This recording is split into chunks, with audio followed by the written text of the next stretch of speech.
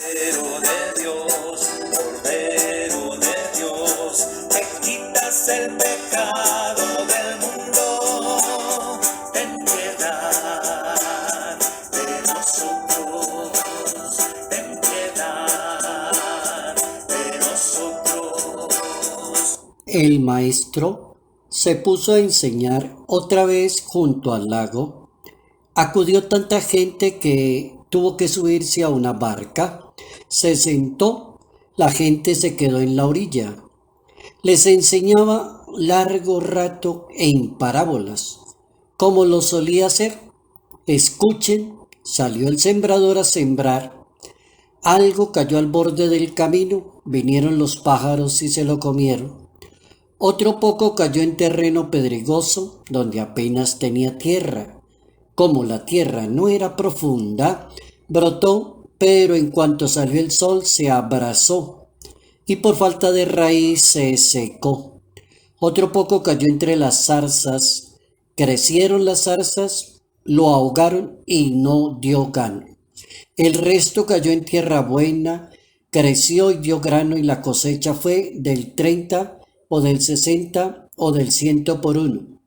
Y añadió, el que tenga oídos para oír, que oiga. El Salvador del mundo enseña la palabra de la salvación y lo hace de una manera práctica y didáctica a través de las parábolas. Notas amables a la palabra de Dios, miércoles 27 de enero, año 2021.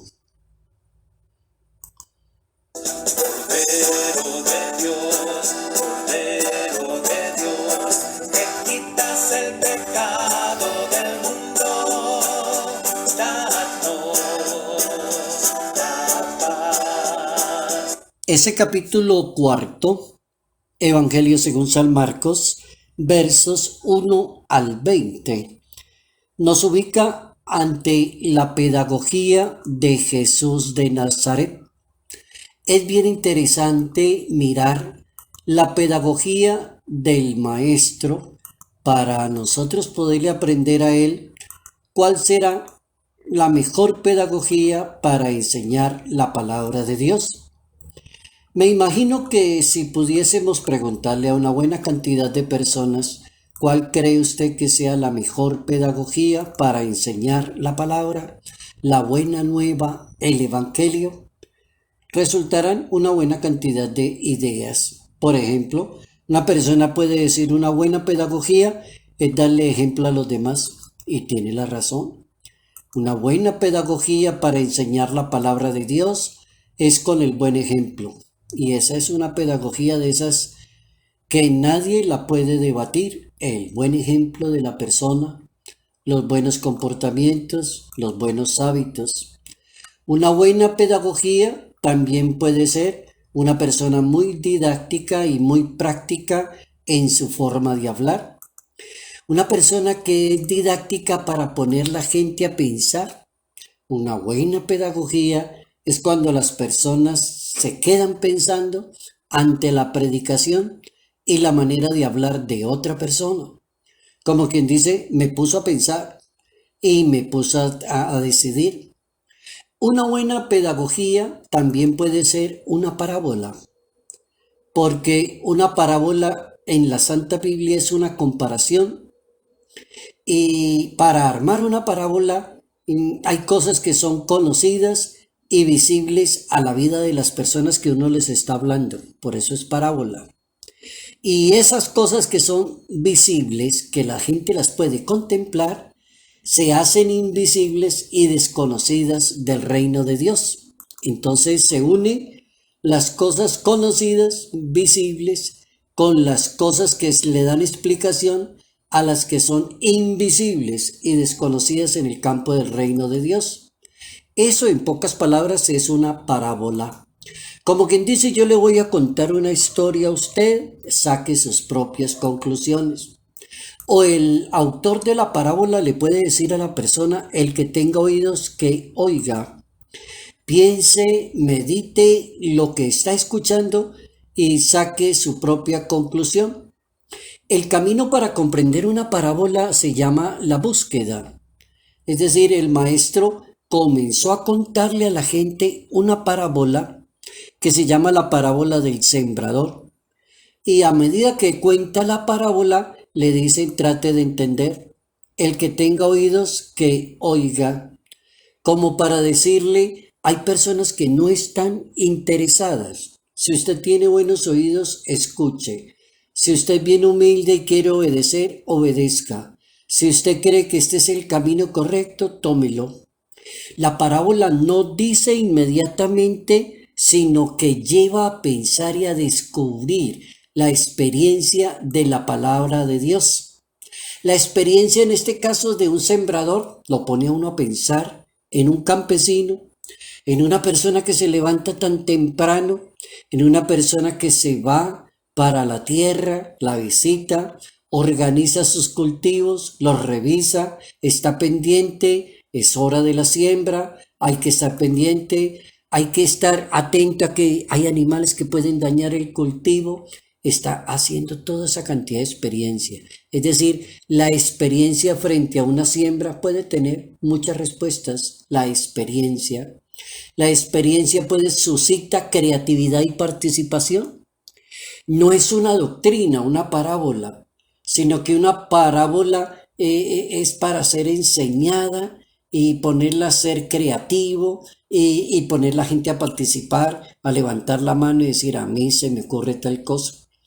Entonces la parábola se mezcla con la gente y lleva a escuchar lo que la gente experimenta en la vida con el propio pensamiento de un sembrador. La gente puede empezar a decir, yo empecé a sembrar y entendí que el que permanece verá la cosecha, el que la cuida, el que tiene preocupación, el que persevera. Bueno, de ahí sacó todas esas cantidad de conclusiones. Entonces así es la Biblia. ¿Cómo es de interesante ponerse a pensar hoy en la pedagogía, la creatividad del maestro de Nazaret para enseñar la palabra que da la vida eterna, o para enseñar la palabra que da sabiduría, para enseñar la palabra que abre la inteligencia y pone la gente a pensar? Por ejemplo, si la Santa Biblia dice hay que ser sal de la tierra y luz del mundo, pone la gente a pensar. Si yo fuera sal, ¿qué clase de persona sería en este momento? Si yo entiendo para qué sirve la sal, qué posibilidades me da la sal, qué prevenciones puedo tener con la sal, de qué enemigos prevé la sal, ¿sí?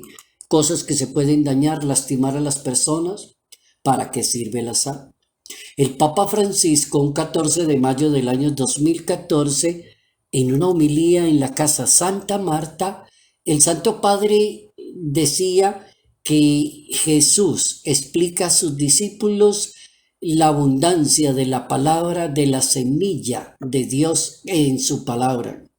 Cómo es de abundante la grandeza de Dios, la misericordia de Dios, hablando de su propia palabra como una semillita que siembra Dios en el corazón de cada persona. Como que la semillita puede encontrar aridez en la persona, pereza, no quiere escucharla, a mí no me dé sermones, yo no soy religioso, a mí no me venga a decir eso, yo no soy de la Biblia, yo soy un profesional en tal materia. Y hay personas que desprecian porque les parece poca cosa la palabra de Dios. Entonces eso decía el Papa, entonces encuentra corazones estériles. Y terminaba el Papa su homilía hablando del don de la fortaleza. ¿Cómo pedirle a Dios un don que se llama la fortaleza?